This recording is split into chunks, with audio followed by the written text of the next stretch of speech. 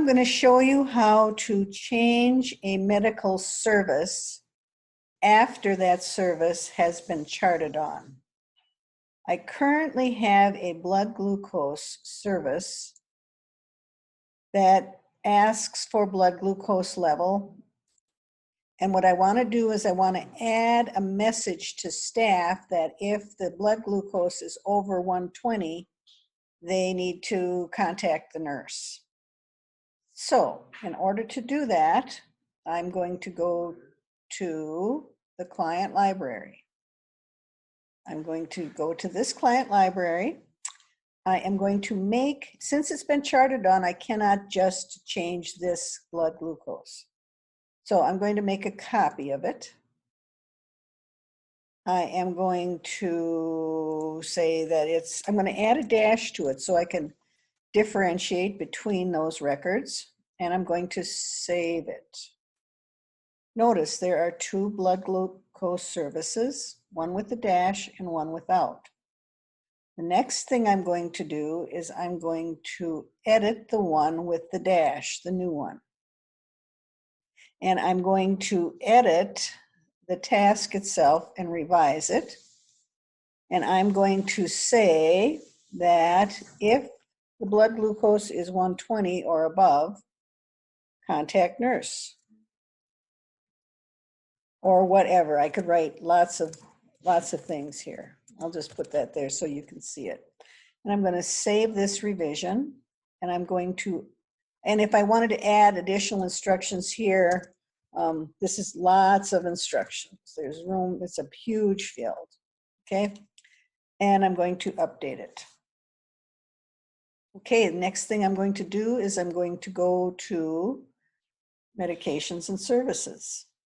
I'm going to select medical service. I have, there's my new medical service, and I'm going to have it be done at the same times, 8, 12, and 9. But since I've already got charting this morning, there's no reason for me to put it in again. So I'm going to leave at 8. So I'm going to leave this start time to be 9:50, but I'm going to put 8, 12, and 8 p.m. or not, whatever time that was. Okay, and I'm going to insert the record. So you will see if I go to the charting page that I have a blood glucose at 8 that was charted on.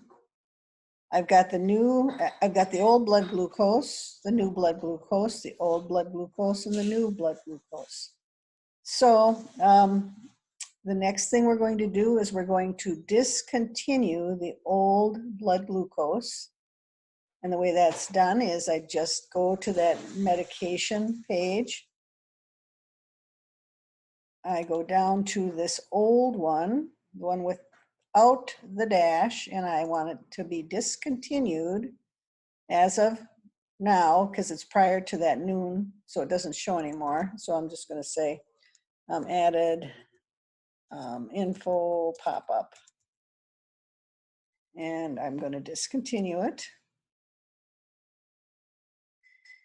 And then if I wanted to, so I'm going to go back here. You don't have to go back and forth like I'm going back and forth, but it helps for you to see what's happening. So this one got discontinued today, all right?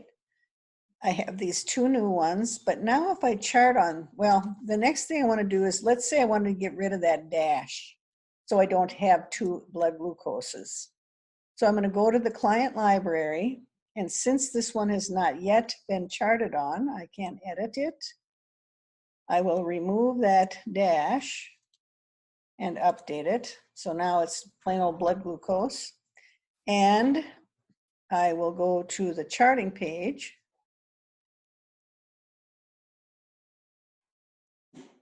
Go to our guy. And now, if I select blood glucose for noon, pretend it's noon, and I put in 130,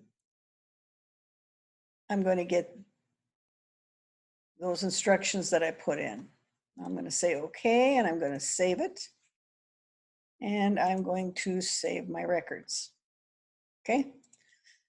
So now, though, even though I have discontinued and I've made changes, if I run a medical service report, I will have that blood glucose, say from the 13th to today, and I'm going to include discontinued services.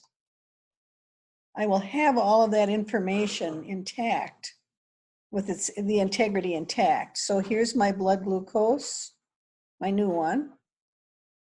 There's, if you saw a previous video, this is the one that I had modified significantly.